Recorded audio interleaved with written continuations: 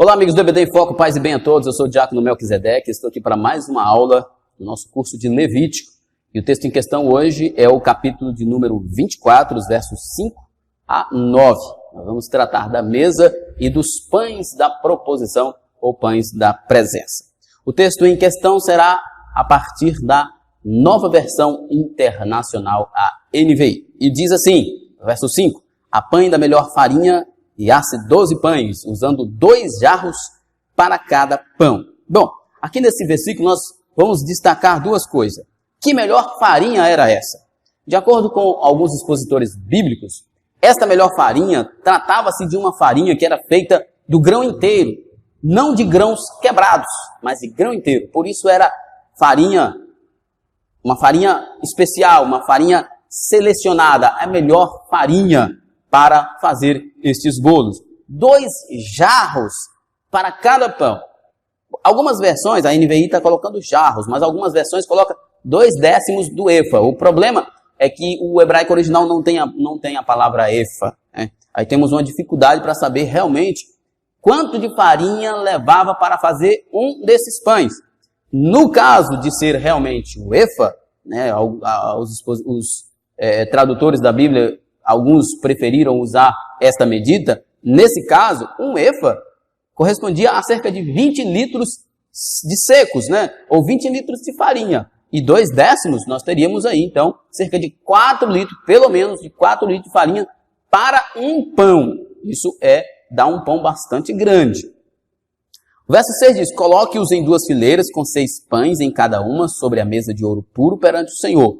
Junto a cada fileira, coloque um pouco de incenso puro como porção memorial para representar o pão e ser uma oferta ao Senhor preparada no fogo. 3 coisas vamos destacar aqui. A mesa, o incenso e as fileiras. Primeiro, a mesa era de ouro puro. Na verdade, a mesa era de acácia e revestida de ouro puro.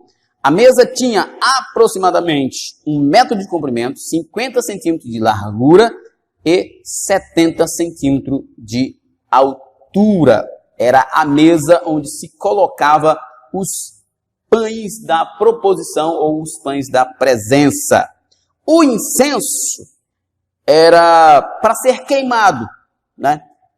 Lembra que o incenso sempre era queimado no altar do holocausto, porque era oferta queimada ao Senhor. E aqui, possivelmente, pode ser que fazia parte, né, esse ritual aqui fazia parte das ofertas de manjar. Mas nós precisamos entender o seguinte, no sábado, quando os pães eram trocados, os sacerdotes comiam os pães que haviam ficado durante a semana lá na mesa, e o incenso era queimado no altar do holocausto.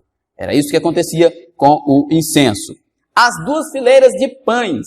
Bom, nós acabamos de falar que esses pães eram grandes e a mesa pequena. A NVI coloca fileiras, mas outras traduções da Bíblia vai colocar pilhas. E possivelmente, né, Gordon, por exemplo, Wisby, Harrison, Max e vários outros expositores bíblicos vão dizer que a melhor ideia seria pilhas ao invés de fileiras. Seriam 2 pilhas com 6 pães cada uma, em virtude de, se um pão era resultado de 4 litros de farinha, esse pão deve ser grande. E a mesa não é tão grande. Então, para muitos expositores, a ideia, a melhor escolha seria para pilhas, 2 pilhas de pães ao invés de 2 fileiras de pães. Bem, estes pães, como já falamos, eram grandes e a mesa pequena, por isso a ideia de pilhas ao invés de fileiras. Verso 8. Esses pães serão colocados regularmente perante o Senhor, cada sábado, em nome dos israelitas, como aliança perpétua. 2 coisas aqui para nós observar. Era responsabilidade dos coatitas, né, descendentes de Arão, cuidar desses utensílios, né, cuidar da mesa, do pão, provavelmente assar o pão. A farinha era trazida pelos israelitas e os coatitas certamente assavam, preparavam, assavam e organizavam na mesa no santo lugar. E seriam trocados e comidos pelos sacerdotes todos os sábados, né? Já falamos que o incenso era queimado e o pão era comido pelos sacerdotes. Os sacerdotes No sábado comiam esses pães que haviam passado a semana lá na mesa, no santo lugar, e o incenso que acompanhava ali seria queimado no altar do holocausto, era oferta queimada ao Senhor. Verso 9 diz, pertencem a Arão e aos seus descendentes que os comerão num lugar santo, porque é parte santíssima de sua porção, regulada as ofertas dedicadas ao Senhor, preparadas no fogo. É decreto perpétuo. Ou seja, somente os sacerdotes podiam comer e tinham que comer no lugar santo, não poderiam sair do tabernáculo. Bom, vamos observar aqui algumas significados de alguns elementos. Por exemplo, os 12 pães. Para Flávio Joséfo, que é um historiador judeu, os 12 pães representavam a provisão de Deus durante todo o ano, os 12 meses do ano. É uma possibilidade. Outros expositores bíblicos, melhor dizendo, vão dizer que o numeral 12 representa as 12 tribos de Israel e os pães a providência divina para o povo de Israel.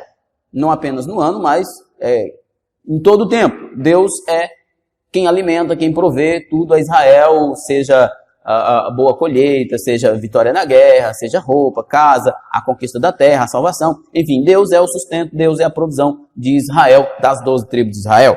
Muitos outros expositores, aqui já bem menos, vão argumentar também que estes pães apontavam para Cristo, Cristo o pão da vida.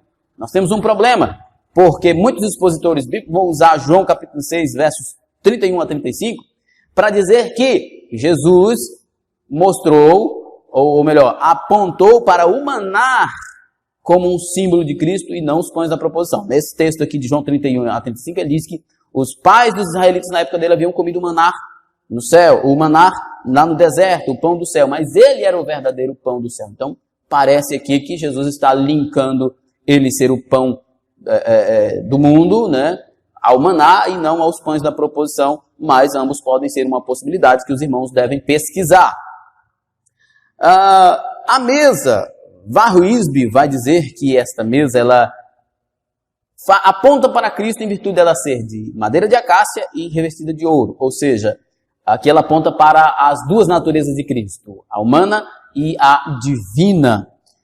O incenso é praticamente um consenso entre todos os expositores bíblicos. O incenso representa aí a oração dos santos.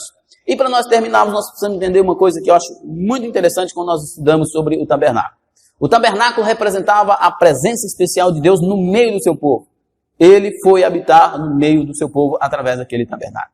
E cada elemento, cada aspecto e até mesmo cada detalhe do tabernáculo nos mostrava que Deus é santo e é extremamente exigente.